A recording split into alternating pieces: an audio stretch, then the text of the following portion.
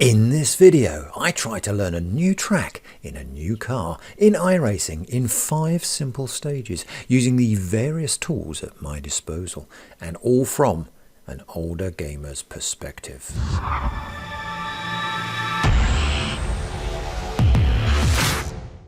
I bought an MX-5 back in 2005, a fairly well looked after NA model with flappy headlights and basic air conditioning. It's a car you will either love or hate, and despite my 6' 2" frame finding the comfort level of this car a little on the tight side, it's safe to say that I loved this car. So when I came to iRacing, it felt natural to race this car, and as it was one of the entry-level rookie class cars, it felt in many ways like fate. But there was a lingering feeling in the back of my mind that maybe I should also be driving something else. Something a little bit different. Something perhaps very different.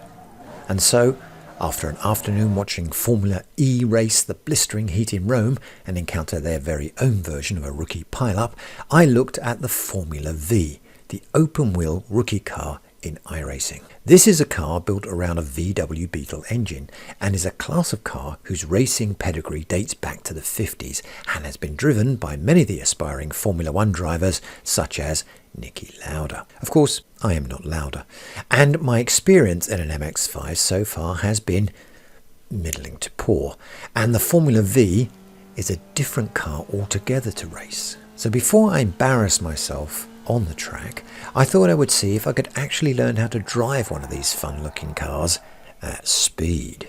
To accomplish this, I decided to use these 5 simple stages to learning a specific car on a specific track, which is probably something most people are doing, but for those not in the know, here's a full breakdown of what I did. Timestamps are included so you can skip ahead to the one that interests you the most. Stage 1. Test drive. The first obvious tactic was simply to do a test drive. Load in the relevant track, which for me this time is Alton Park Circuit, the island course, and just see if I could get around the track without crashing too much. If you can't be bothered to do all of that, the shortcut to doing all of this is simply to click on the series that you're interested in, go down to Go Racing here, click on this, and then click on Test Drive. The program will then automatically load the track and the conditions that you would normally race in, then click Test Drive. The first thing I noticed about the Formula V is that although it's not that quick, the illusion of speed is all-encompassing, mostly because my arse is just a few centimetres off the ground, and I'm sitting right at the front of the car like I'm riding a missile cone, with nothing between me and the elements. It really does feel like you are whizzing along, even if, in reality, you aren't. The next thing I noticed was this car has loads of grip. It felt very stable on the track, right up to the point where it didn't. Braking without any kind of ABS also seemed to be something that the Formula V didn't like to do much of, with lockups occurring if the brakes were pushed just an incy bit too far. And getting emotionally involved with grass verges had only one tragic ending. Additionally, I also found that using second gear too much resulted in the oil temperature of the engine getting far too high.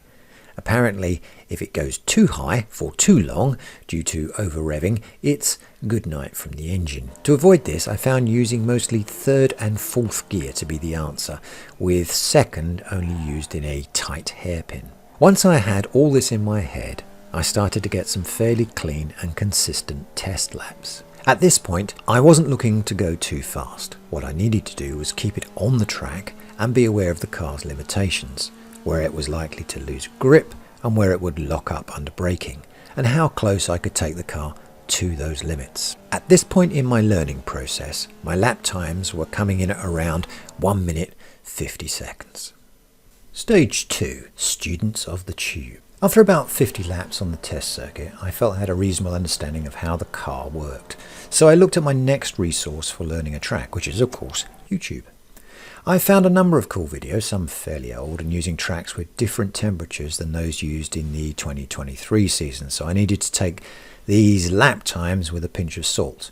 But after viewing a number of videos, some of which I will link below, I did have a better feeling for where the gears needed to be changed, where braking should ideally happen, and where I could push the car to the limit, using this borrowed knowledge and crucially adapting it to my own driving style. Not all the advice you hear on YouTube will suit your own abilities.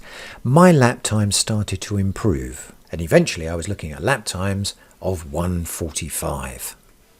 Stage 3, Time Attack. It was time now to move on to the Time Attack feature in iRacing. This is pretty cool because it allows me to race a ghost car, which is effectively my last lap. This is fun, but of course at some point I reached a lap time that I could not beat, and trying to do so meant I crashed. But this being said, I did manage to increase my lap times using Time Attack to 1:43.777. There is also an option to load in the current best time for the Time Attack and race that ghost car, although again this is much faster than my own time, and doing so meant I crashed an awful lot. I'm not sure what I'm learning there other than to push myself to the limits, but it can be a bit frustrating doing that. But still, Time Attack certainly has its merits. I didn't get on very well with it, just seemed far too easy to crash while being distracted by the ghost car. And for me that was not something I enjoyed. It's probably a very valuable tool, it just didn't feel like the right one for me. Stage 4, AI Racing. AI racing in iRacing is a bit of a lonely child. It feels like something everyone should be using, but the artificial intelligence can be very artificial and not very intelligent, and often very far away from what you will experience in a race equipped with those rampant wreckers known as human drivers. That being said, if I wanted to drive an open wheel car on something other than an empty test track, and I didn't want to just randomly drop into a normal race without finding if my newly learned open wheel skills were up to scratch, then AI racing would be where the action was.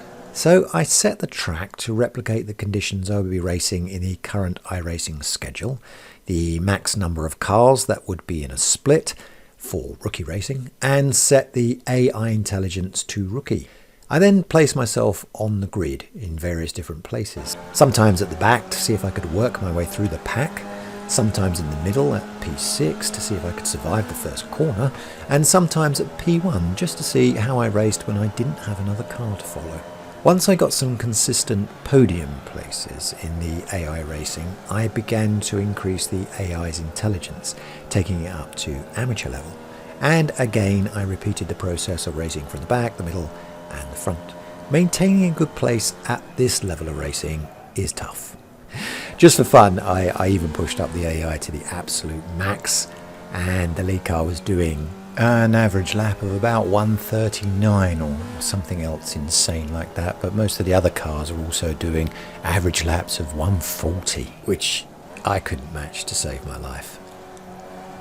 Stage 5, Racing with Humans. And finally I reached the end game and the point of it all, actually racing in an actual race against actual humans. How prepared was I really? And would any of my practice stages help me? There was only one way to find out. Over the next week I tried to get in at least 2 races per day at various times, and between races I went back to either AI or test drive to attempt to try out new driving lines before jumping back into a new human race. Conclusions and results. After all of that, how did I do? Racing a totally different style of car, albeit with some common points of reference to the MX-5. Well, overall I would say I did okay-ish. Here are the results of my efforts, and as you can see, overall I gained safety rating and I gained iRating, and eventually improved my best lap time to 1:42.125. Although my best average lap time still only sat at around 1:45.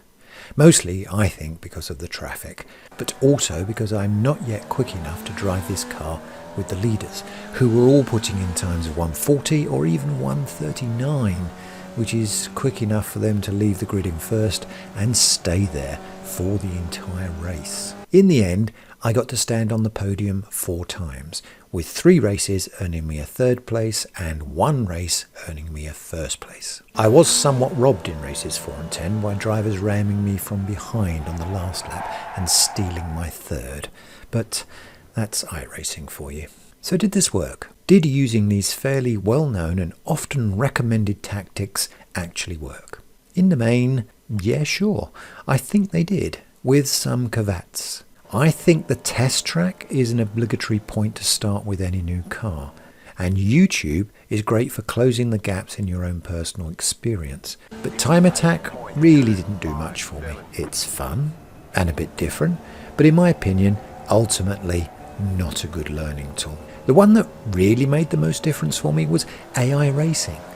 I know this is somewhat frowned on, because the racing style the AI drivers perform is a little strange at times, due to their intelligence being not overly great. But for offline racing experience that doesn't affect your iRating or your safety rating, while still being an actual racing environment, it really can't be beat. And ultimately, it did, I think, improve my lap times. If I were to carry on racing this track, I think I may be able to get myself to around 141 and eventually 140. Just not sure I can ever manage to be consistent at these times or ever reach 139.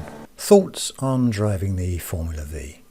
Just before I finish this video, I just wanted to share my thoughts, my own personal view on the Formula V and racing it in general. Firstly, I found that a lengthy practice period really did matter for this car. And this is something that probably applies to all cars, but is specifically relevant to a car if you are learning it. When I turned up early to a race, say 15-20 minutes early, and spent that time doing practice laps, it made a real difference to how I drove in the actual race. Now, I know it is tempting to wait until the last moment, try and do a couple of test laps before qualifying, do the qualify, then straight into the race. And I do this a fair bit, mostly because of real life getting in the way and me not always having the time. But if I did get that extra practice time in, which by and large seemed to fly by when I did do it, I found myself to be limber and in the zone when it came to the racing. And I was able to get faster, more consistent lap times. Secondly, qualifying really does make a difference. Perhaps more so in fixed races with cars that have relatively slow paces like the V. If you look at the grid here, the time distance between the front car and the back car is about 1.5 seconds. That means if you are at the back, then the lead car already has a 1.5 second head start on you, and that time will be tough to make up. This is me in race 5, where I went too far off at the top corner on Q1 of the qualifier and off on the bottom corner on Q2, suffering the ignominy of starting at the very back. I managed to work my way through to 5th place in this race, but that was mostly because a lot of other cars crashed. So it's important to get a good time in qualifying, unless you are starting at the back to try and enhance your safety rating. Lastly, I would say the Formula V is a fun car to drive. It's free with your iRacing account, as are the tracks, and it's not that difficult to get to grips with. But it is challenging enough that it will probably take a long time to master. But I think it is worth the time and effort. It's just a shame that the Formula V starts and ends in the rookies, although I guess that's to push you on to the next level, which I will be investigating soon.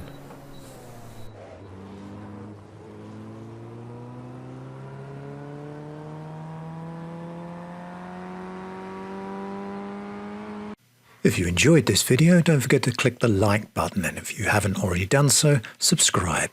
Click the little bell icon if you want to be notified of any future videos.